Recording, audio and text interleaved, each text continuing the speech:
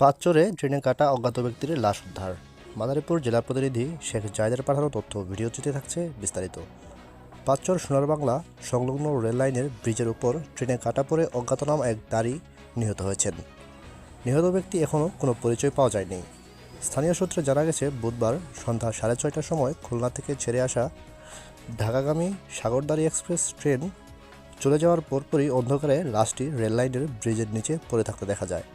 তবে ধারণা করা হচ্ছে, নিহত ব্যক্তিটি ট্রেনে পড়ে কিংবা ট্রেন লাইনে চলার সময় ট্রেনের সাথে ধাক্কা খেয়ে পড়ে যেতে পারেন।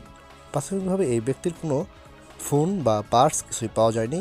পরে স্থানীয়রা ফরিদপুর থানা পুলিশকে খবর দিয়ে পুলিশ এসে লাশটি উদ্ধার করেন।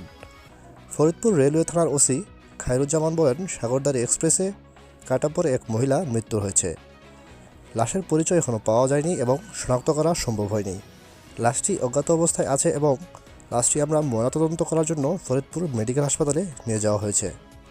দর্শক, আমরা কিন্তু দেখতে পাচ্ছি যে ইতিমধ্যে কিন্তু ফরিদপুরের কিন্তু থানা পুলিশ কিন্তু এখানে এসে পড়েছে। তারা কিন্তু তদন্ত শুরু করছে যে আসলে কি মেয়েটির পরিচয় শনাক্ত করা যায় কিনা। তারা কিন্তু এখানে চেষ্টা করতেছে আলামত উদ্ধার করার জন্য। আমাদের কিন্তু ইতিমধ্যে কিন্তু একটি মোবাইলের কেসিং কিন্তু এখানে উদ্ধার করতে পারছে।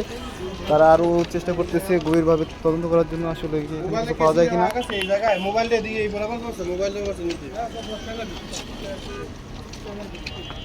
মোবাইলের সিম টিম সব বেরিয়ে গেছে।